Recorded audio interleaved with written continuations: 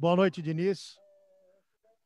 Eu gostaria que você falasse dos dois tempos distintos que o São Paulo teve na noite de hoje, né? Um primeiro tempo muito bom e um segundo tempo em que o time não conseguiu se encontrar em campo. E se você puder também já emendar o porquê das duas alterações logo no começo do segundo tempo e não no intervalo. Eu concordo que a gente teve dois tempos distintos. O primeiro tempo, o nosso plano de jogo ele se encaixou quase que perfeitamente. Se a gente tivesse aproveitado as chances que a gente teve, que foram muitas, talvez 4 ou 5 muito claras, mas o erro que me parece, pelo menos pela televisão, o erro do VAR, que é bom salientar, que se o VAR tem razão, que essa imagem venha para a gente ter um pouco mais de sossego, e os torcedores do São Paulo também, e para quem gosta de futebol, idem. Porque até agora ninguém entende o porquê a chamada do VAR, e daquele jeito, e o VAR, chamada não, o VAR ter anulado o gol. E eu não entendo também como é que chamaram o VAR para poder ver o lance do Diego, se o juiz estava do lado do lance. É um lance que ele que deixou seguir, provavelmente, eu não vi o lance ainda, mas de onde eu estava foi falta no Diego, e depois o Diego fez falta também. Aí o VAR chama para fazer aquilo, não chama para ver a agressão que ocorreu que é uma coisa fácil de ver, no jogo Corinthians e São Paulo no último domingo. Então eu não entendo, assim, o uso do VAR aqui desde o ano passado é um uso, assim, em muitas ocasiões equivocado. Hoje equivocado ao extremo, eu acho, nesse sentido, se ficar comprovado que o gol estava legal. Que pelas câmeras de TV, todos os ângulos que chegaram até a gente aqui, o gol foi legal, que mudaria provavelmente a história do jogo. Quem saísse ganhando esse jogo teria uma primazia de seguir, ainda mais no momento que a gente estava vivendo quando aquele gol foi anulado. Mas voltando à tua pergunta do primeiro tempo, então assim, o nosso plano de jogo ele encaixou com muita perfeição naquilo que a gente planejou para o Atlético. E a gente teve a chance de gol, acabou não fazendo gol. A gente tomou um gol que a gente estava mapeado, que assim, até pela maneira que a gente está jogando com as linhas mais altas, era um lance da gente saber se proteger mais para não tomar aquela infiltração que a gente tomou. E o segundo gol também foi originário de uma bola longa do goleiro, então a gente perdeu a primeira bola, a segunda, e acabou um lance um pouco de sorte também ali do Atlético, saiu na cara do Volpi e eles conseguiram fazer o segundo gol. As alterações eu esperei um pouco para ver, porque o time, como você disse, tinha feito um primeiro tempo muito bom. Eu tentei fazer algumas correções no intervalo e estava vendo se ia surtir efeito. Só fiz a alteração do Vitor Bueno, então não que eu não fiz nenhuma, eu fiz a do Vitor. E depois eu fiz a alteração do Hernanes colocando o Sara com o Hernanes, e a intenção era usar ele mais um pouquinho, mas eu vi que o jogo estava precisando de mais energia naquele momento, e o Igor é um jogador que entra fresco. Então essas duas alterações foi por conta disso. Uma para a gente ganhar um pouco mais de poder de decisão, no caso do Vitor Bueno no Sara, e depois o Igor Gomes no lugar do Hernanes. A gente ganhar um pouco mais de volume ali no meio do campo. Guilherme Pradella, Rádio CB. Diniz, boa noite. A gente viu que no segundo tempo o São Paulo quase não conseguiu fazer a saída de bola que estava acostumado a fazer nos últimos jogos. Muito pelo tipo de jogo que o Atlético Mineiro conseguiu encaixar no segundo tempo. Então, a gente tem essa questão do mérito do adversário de conseguir anular uma característica que tinha sido positiva no São Paulo nos últimos jogos. É claro que a gente vai partir mais para a teoria, né? Mas qual que seria a forma do São Paulo sair dessa marcação? A gente viu o São Paulo errando muito passe no modelo teórico, né? Como que o São Paulo poderia vencer essa barreira que o Atlético Mineiro criou para o São Paulo no segundo tempo? Então, ali, se a gente executar o que tem treinado, a gente teria condições de sair daquela marcação, como a gente sai praticamente todos os adversários. Eles, de fato, impuseram um pouco mais de dificuldade. Então, no treinamento, a coisa já está fluindo, mesmo sob pressões até mais fortes do que essa do Atlético, mas quando tem o jogo, existe uma carga emocional que o jogo acaba sendo o melhor treino. A gente sentiu um pouco emocionalmente, talvez, um medo de errar por conta da pressão do Atlético, e quando você recebe uma marcação muito bem feita, você tem que fazer os movimentos de maneira coordenada, de forma cirúrgica, para poder sair. Porque esse é o jogo que acontece. Todo adversário que te impõe uma dificuldade, tem duas coisas que você pode fazer: ou você descarta aquilo que está fazendo, ou você melhora. Então a gente vai procurar melhorar daquilo que a gente fez hoje, próximo jogo, caso a gente receba uma marcação do mesmo tipo, a gente poder sair. Não existe muita receita para isso. Teve mérito do Atlético, mas teve erros que a gente cometeu, que se a gente tivesse feito de uma maneira mais criteriosa aquilo que a gente faz nos treinamentos, a gente teria saído com mais facilidade, na maioria das vezes que a gente errou ali na saída, que eu concordo com você. O jogo, quando vai para a lateral, como o Fuino, a bola chegava no Léo, para ir por Isiero, onde geralmente o jogo trava. Então a gente tem recurso ali para sair de uma outra maneira que a gente não soube utilizar hoje. Aline Fanelli, Rádio Band News FM. Diniz, boa noite. Você citou o emocional nessa última resposta, então eu queria saber se foi esse o aspecto que acabou pesando mais para o São Paulo não conseguir voltar de vez para a partida a ponto de agredir o Atlético Mineiro.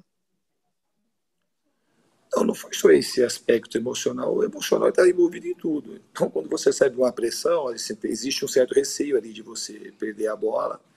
E é uma coisa que você vai adquirindo essa maturidade com os jogos. Então, assim, é bom que aconteça esse tipo de pressão para você ganhar casca e depois fazer as correções mediante os vídeos para a gente poder evoluir.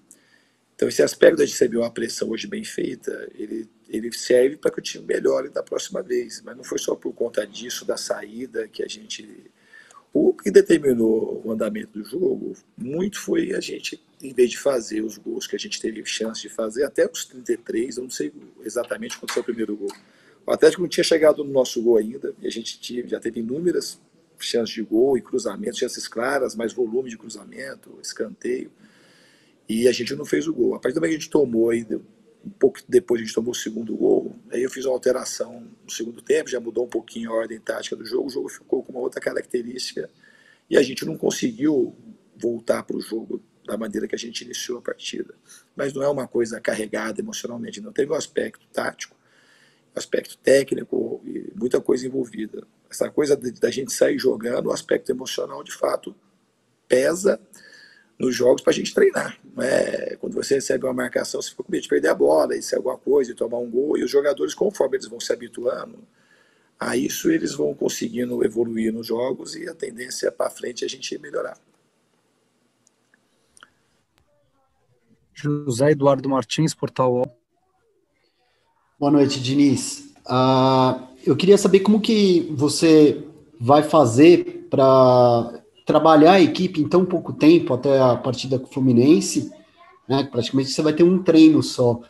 E eu também queria saber se você acha que é o caso do São Paulo fazer uma representação junto à CBF por causa do segundo erro, assim, consecutivo aí do VAR. Se for confirmado, se o VAR apresentar a imagem de que o gol que tem segurança e o gol estava impedido, não teria porquê, mas a gente tem que saber, no mínimo a gente tem que ver a imagem para saber o porquê que foi anulado o gol, que nos daria vantagem no placar. A primeira apresentação o São Paulo já fez.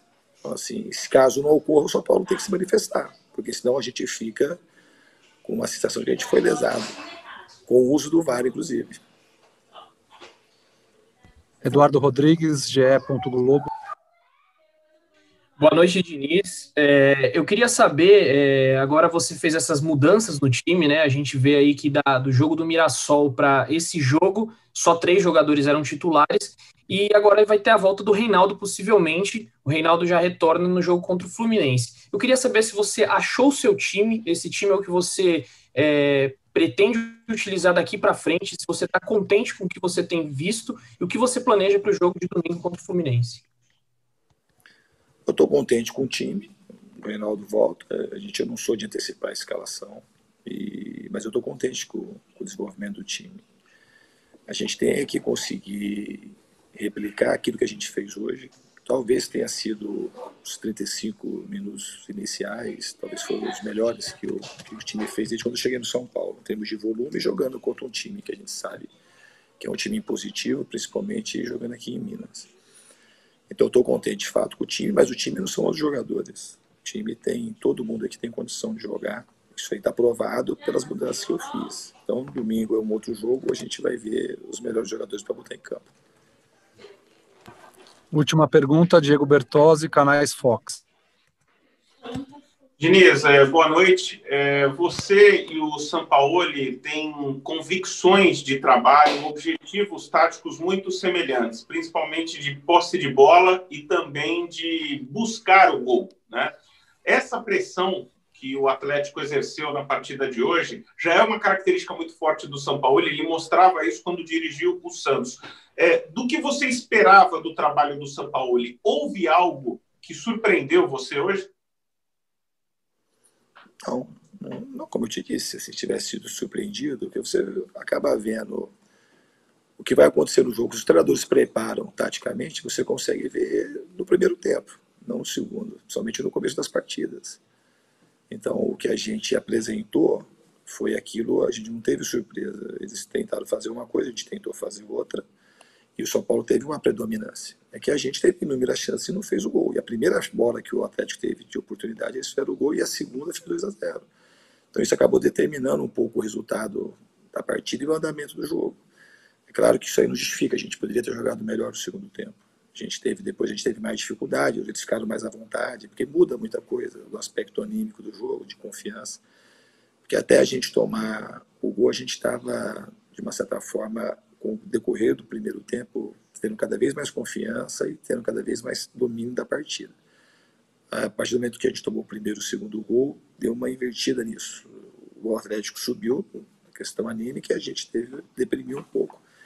No intervalo, as correções a gente não conseguiu, que elas surtissem efeito, as trocas, mas eu quero ressaltar aqui que o Igor Gomes é um jogador que já deu muito aqui pra gente, da minha chegada, e está trabalhando de uma maneira muito forte. Um menino que se dedica todos os dias, de maneira integral, e eu tenho muita confiança que esse momento que ele está passando, ele vai acabar em determinado momento, e espero que seja logo. Mas é um jogador que eu gosto muito, e é uma pessoa que jamais deixa de trabalhar de maneira intensa. Eu queria fazer esse registro. Obrigado, gente. Fechamos aqui a entrevista coletiva com o técnico. E é isso, galera. Esse aqui foi mais um vídeo. Deixe seu like e se inscreva no canal.